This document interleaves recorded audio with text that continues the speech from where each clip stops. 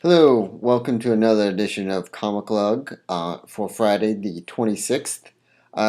Today I'm going to go over the comic books that I've been reading since Wednesday, and also I've been doing a couple of little new things. And if you want more of an extensive review of the comic books that I show you, you can go over to my website at shortnerdyguy.com and have a blog devoted to more of an extensive review of the comic books that I'm reading.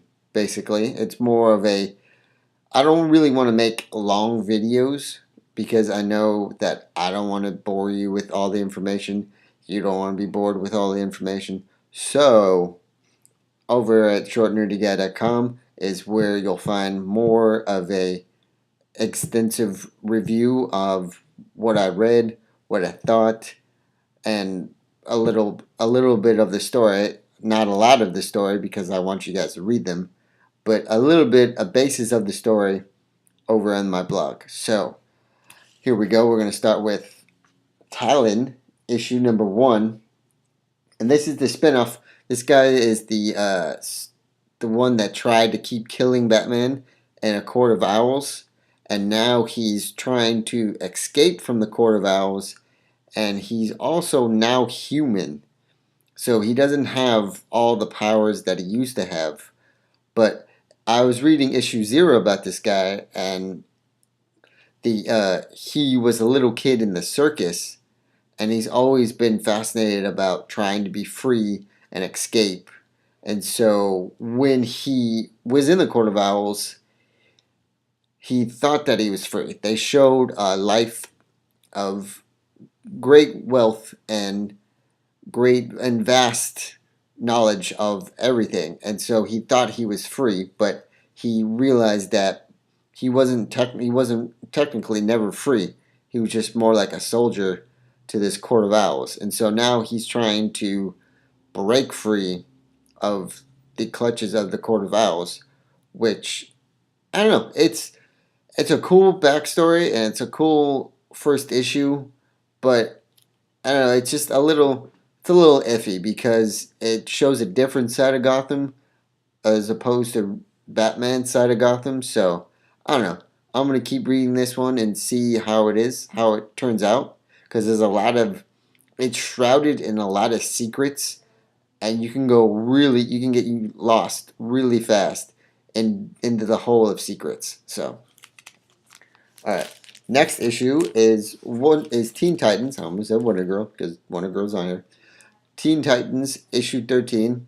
Oh, and P.S. also, by the way, don't leave comic books in a backpack that turns out it bends the sides, which kind of sucks. But that'll get fixed. Don't worry. Anyways, yeah, this one is if you read issue 12 before the Zero series, she explained she was fighting her true love that had this like mystical armor that was supposed to be silent, but it turns out that the armor kind of took him over, and she has armor as well, like the gold armor right here turns into that kind of armor right there, and then they straight up just turn into warriors.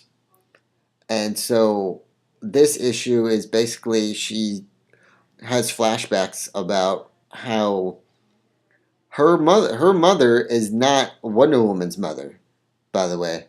Her mother's an archaeologist. So she has Wonder Woman powers because of the armor, but she's not related to Wonder Woman at all, which is kind of interesting. But yeah, she tells Superboy and Red Robin about her first love and how she got the armor and why he why she had to kill him. So that's that. It was a pretty good issue.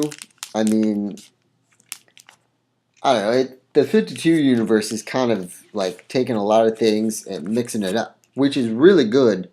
But at the same time, all the information that you did know is somehow gone. But I guess that's how you revitalize comic books all the time. I don't know. But all right. Also, we have one of my favorite comic books that I love reading is Flash issue 13. And this issue right here has pretty much almost every Flash villain in this. Now, if you've read the Flash continuously, you know all the villains that the Flash has. Well, these guys right here, the Rogues, are now basically all really superpowered now. Now they actually have superpowers as opposed to like or a gun or like a heat ray or a freeze ray or mirror gun. They all now have all have actual like Captain Cold can actually freeze stuff with his hands. Mirror Master is an actual mirrored person, so he can fade into any mirrored reflection. Uh, Captain Cold's sister's alive. Just all basically the rogues, what their powers that they made out of are actually real now. So, as they thought that they were going to kill this guy right here, Gorilla Grog, drops into the city and wants to take it over and Gorilla Grodd believes that the Flash he deserves Flash powers, not Barry.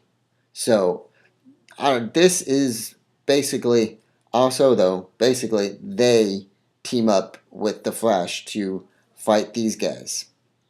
But this comic book, the writer and the artists are amazing. I love how they keep this art style of the Flash because the story and the art just flows in a just beautiful way. It's almost like reading the Justice League with Jeff Johns and Jim Lee. That flows amazingly too. But you need to read this. If you haven't read Flash yet, you need to get on this. So Flash 13, pretty awesome. And then we have continuing with my comic books.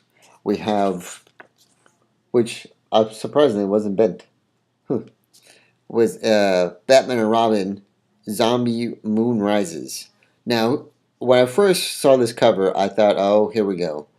DC's finally cashing in their zombie credit, but it has really nothing to do with zombies. It's just it's a story.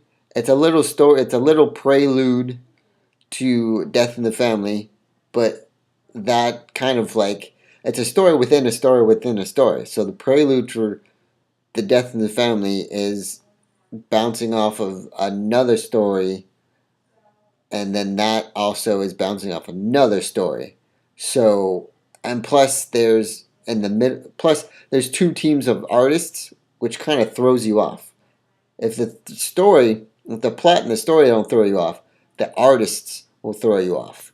So oh, and plus, by the way, there's a pretty funny little, see here, where is it? Batman has a shuttle. The man made a shuttle. And now if I can find it, I will show you. But Batman must have a crap ton of money if he can make a shuttle. Let's see here. Look at that. That's a spaceship. Batman made a spaceship. What the crap? That makes no sense. How does Batman build a spaceship? I don't know. But yeah, overall, this was a good one. But at the same time, there was stories bouncing off a story, and then the two artists. I don't know, and then like almost to I'm not spoiling anything, but almost to the end, it has to do with this. It has to do with zombies. So it has a lot going on, so it makes it hard to follow. And then, yep, and so that's about it for this edition of Comic Vlog for Friday, the 26th. Please go over to my website at shortnerdy.com and read, if you want, read the more extensive review. Also, I put up little stories in there, and I share some pictures with you of funny things or a costume that I'm working on. I'm going to be Arrow from the CW, so I will update you with pictures on that. And so if you, yeah, that's all I'm going to say because I've run out of things to say. But I hope you guys have a good night and hope to see you again.